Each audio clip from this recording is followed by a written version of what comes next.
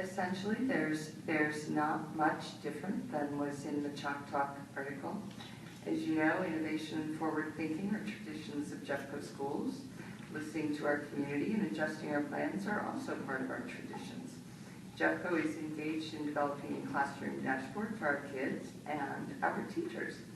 Let me emphasize that this is the right work because it provides information to teachers to more fully and more effectively meet the needs of students. Partnering with inBloom allows for a cost-effective implementation in a secure and safe environment. Finally, Jeffco can engage parents as full partners in learning at a deeper level. Our work will continue, and we want to meet the needs of those families who choose not to engage with the classroom dashboard. And very importantly, families will have full information before they have to make a choice to opt out of the dashboard. The majority of our families will have nearly 2 years to make this decision. Jeffco will provide full information and communicate on a regular basis. We expect that the great majority of our families will be part of the classroom dashboard. The key question I've received is if we're not a part of the dashboard, will we not be part of inBloom? And that is exactly right. The dashboard is a system which includes the back room data storage of inBloom. So if you opt out, you are opt out of the dashboard. I have a question about that because I thought when we voted as a board for the, what was it, the 2.2 million for the dashboard, that could operate outside of inBloom. And I guess the question I have is, to what degree is that inaccurate, or to what degree is there absolutely no interaction then between somebody who opts out with the dashboard, or is there some interaction, or is there all interaction? So could you kind of clarify that for me? And you've described it well. The dashboard has the component of a data storage and learning analytics machine, that's the back room, and LoudCloud builds the classroom interface.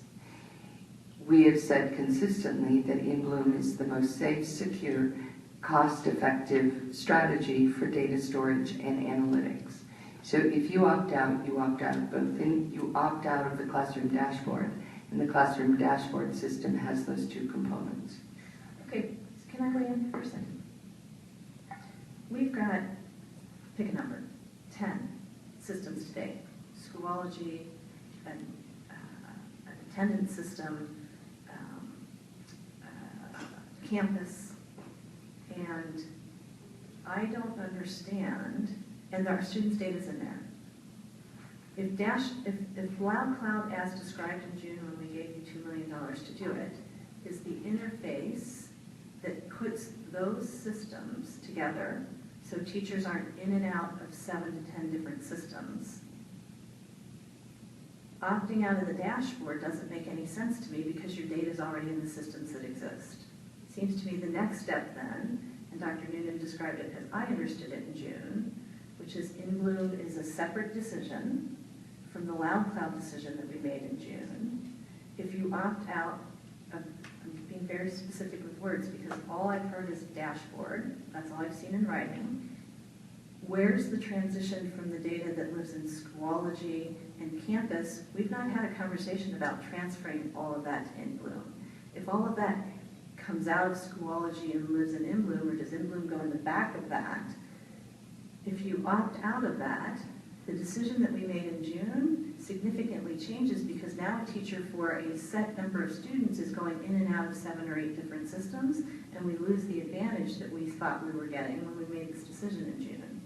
So help me with, does inBloom live behind those Schoology systems, or do you intend to move that data into inBloom? And how do you intend to assure that the benefits that we voted for come if a certain number of children don't do that? And then, as I've heard inBloom described, it delivers the lessons.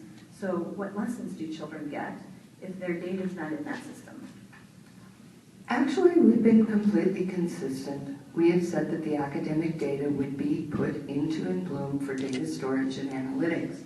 inBloom will be the backroom holder of the data.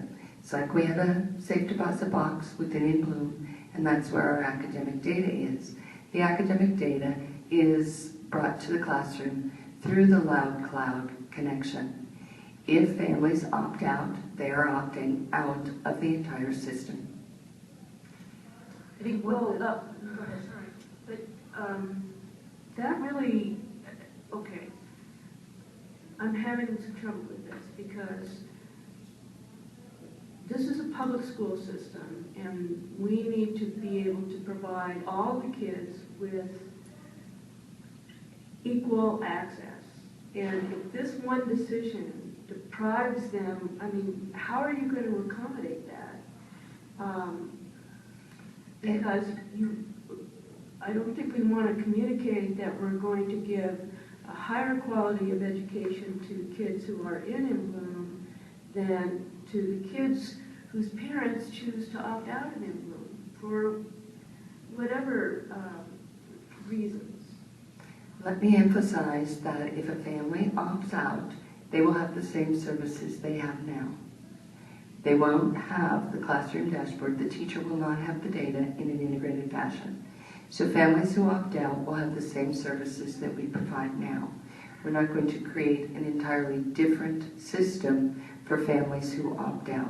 But they can't have the same services they have today, Dr. Stevenson. If all of the academic data no longer exists in campus or in Schoology, and it then starts to exist in inBloom, and inBloom serves the lessons, it is not possible for us to tell those parents they will get it because the teachers will be delivering their lessons through inBloom. My understanding is that inBloom does not deliver lessons. inBloom is just offering suggestions for lessons. That's that learning analytics that you've talked about. Let me emphasize again that the classroom dashboard has various components. One of the components is the backroom storage. inBloom is a safe, secure, cost-effective way for us to store the data and do the analytics. We won't be creating two separate systems that do that. inBloom will be fed into the classroom through the classroom dashboard. If families opt out, then they will have the same services they have now. Yes, the classroom dashboard will give teachers information and suggestions. There's still a process of teacher decision making. So we won't be creating two completely separate systems. We will sustain the services that families have now, and we will be creating the classroom dashboard. Well, I think I'm just going to weigh in with a couple quick thoughts. I think the other thing we have to remember is that this is a pilot project, that it's an ongoing conversation, that at our last board meeting, we touched upon looking at a series of study sessions that unpack some of this. For example, one of the issues that we've heard from our parents is not only can there be an opt-out for this, because this doesn't best fit the needs of my family, to what about those 400 data points? We heard that tonight in the conversation during our public comment, and I think that's a good question. But I think unfortunately what we tend to do is we get ahead of ourselves rather than unpacking this and having more in-depth conversations. So one of the things we had talked about was looking at a series of study sessions where we can do that. For example, if we know one of the top concerns is the 400 data point piece, could we talk about, and we know that we're only going to collect student achievement data, could we look at a mechanism that says, these are only the pieces we're collecting? Could we work with inBloom to customize that, to alleviate fears that parents may have? But those are conversations that we need to continue having moving forward, and they're important conversations.